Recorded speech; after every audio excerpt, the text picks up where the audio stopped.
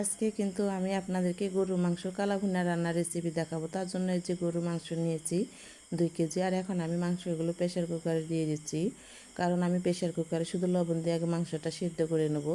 আর এই যে দিয়ে দিলাম লবণ, আর এখন দিয়ে দিচ্ছি একটু রান্নার তেল সামান্য। তো সামান্য রান্নার তেল কিন্তু দিয়ে দিলাম। তারপরে কিন্তু মাখাচাকা করে কিন্তু এখন একটু পানি দিয়ে দিলাম। তো পানি দেওয়ার পরে কিন্তু এখন আমি প্রেশার কুকারে ঢাকনা দিয়ে দেবো। তো প্রেশার কুকার ঢাকনাও দিয়ে দিলাম। এখন আমি চুলাতে কিন্তু প্রেশার কুকারটা উঠাই দেবো। আর এই গরুর মাংসের কালা ভুনাটা কিন্তু আমি খড়ির চুলায় রান্না করব, তার জন্য খড়ির চুলাতে রান্নাটা উঠিয়ে দিচ্ছি। আর উঠিয়ে দিলাম প্রেশার কুকার চুলাতে। এরপরে সিদ্ধ হওয়া পর্যন্ত রেখে দিলাম প্রেশার কুকারটা চুলাতে। আর এদিকে আমি সব ধরনের মশলাগুলো রেডি করেছি, এই যে গোটা মশলা রেখেছি সব ধরনের। আর রেখেছি আমি এখানে কিন্তু পেঁয়াজ বেরেস্তা ভেজে। তারপরে আমি সব ধরনের মশলাগুলো কিন্তু একদম এই যে গুঁড়া করে কিন্তু নিয়েছি। এগুলো উপকরণ দিয়ে কিন্তু আমি মাংসের কালা ভুনাটা রান্না করব। আর এই যে এখন আমার মাংসগুলো কিন্তু বেশ সিদ্ধ হয়ে গিয়েছে, প্রেশার কুকারটা নামিয়ে নিয়েছি। মাংসগুলো কিন্তু এখন আমি কড়াইতে কিন্তু ঢেলে দেবো। তো এই যে মাংসগুলো কিন্তু এখন আমি কড়াইতে ঢেলে দিচ্ছি। আর মাশাআল্লাহ আমি কিন্তু সব ধরনের রেসিপি রান্না করতে পারি। আমি কিন্তু কারো রান্নার সাথে আমার রান্না কিন্তু মিল থাকে না। আমি নিজের অভিজ্ঞতা থেকে সব কিছু রেসিপি রান্না করি। তো এই যে দিয়ে দিলাম রসুন কুচি, আর এখন দিয়ে দিচ্ছি কয়েক টুকরা পেঁয়াজ কাটা। আর এখন আমি দিয়ে দিচ্ছি এই যে পেঁয়াজ বেরেস্তাগুলো। আর এই কালা ভুনা রান্না করতে অবশ্যই পেঁয়াজ বেরেস্তা লাগবে। তারপরে যে দিয়ে দিলাম সব ধরনের গোটা মশলা। আর এখন আমি দিয়ে দিচ্ছি লবণ। তারপরে আমি দিয়ে দিচ্ছি এই যে আদা বাটা দিয়ে দিলাম। আর আদা বাটার পরিমাণটা একটু বেশি দেওয়া লাগবে। তারপরে দিয়ে দিচ্ছি সব ধরনের মশলা ভাজার গুঁড়াগুলো। তো এই যে দেখেন মশলা ভাজার গুঁড়োগুলো কিন্তু দিয়ে দিলাম। এখন আমি দেব সরিষার তেল। আর সরিষার তেলটা কিন্তু অবশ্যই কালা ভুনাতে দেওয়া লাগবে। তো এই যে সরিষার তেল নিয়েছি, আর এখন আমি সরিষার তেলগুলো পরিমাণ মতো কিন্তু দিয়ে দিচ্ছি।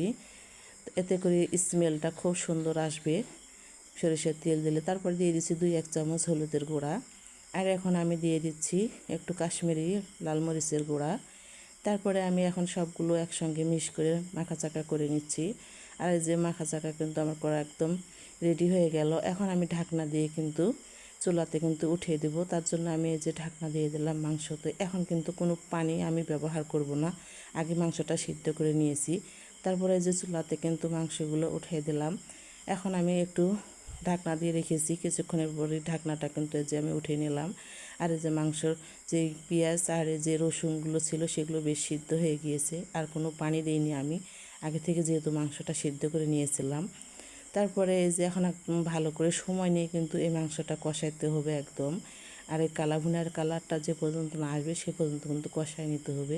তো এই যে দেখেন একদম অলরেডি কিন্তু আমার যে কালা ভুনার কালারটা সেটা কিন্তু চলে আসছে। আর আমি কিন্তু আরও একটু কালার করে নিব, তার জন্য আরও বেশ কিছুক্ষণ কষাই নিব। তো জাল করে কিন্তু আরও বেশ কিছুক্ষণ কিন্তু আমি কষাই নিচ্ছি, আরও একটু কালার করে নেবো আমার পছন্দের মতো কালা ভুনার যে কালারটা থাকে। তারপরে এই যে কষাই কিন্তু একদম যে কালা ভুনার কালারটা একদম চলে এসেছে। আর এই যে আমার রান্নাটা কিন্তু কমপ্লিটের পর্যায়ে চলে আসছে। তারপরে আমি আর এই যে রান্নাটা কমপ্লিট করে ফেললাম। আর যে কালা ভুনার কালারটা সেটাই কিন্তু একদম পারফেক্টভাবে হয়েছে আমার রান্না করা। তারপরে আমি নামিয়ে ফেললাম চুলা থেকে কিন্তু। এরপরে কিন্তু আমি একটা বাটিতে করে উঠিয়ে নেব সার্ভ করার জন্য। তারপরে এই যে বাটিতে করে কিন্তু সবগুলো মাংস কিন্তু উঠাই নিলাম। আর এই যে দেখেন কতটাই লোভনীয় হয়েছে আমার গরুর মাংসের কালা ভুনা রান্না করা। আমার রান্না যদি আপনাদের ভালো লাগে অবশ্যই একটা লাইক এবং সুন্দর একটা কমেন্টস করবেন। তো আজকের ভিডিও এটুকুই। আল্লাহ হাফেজ।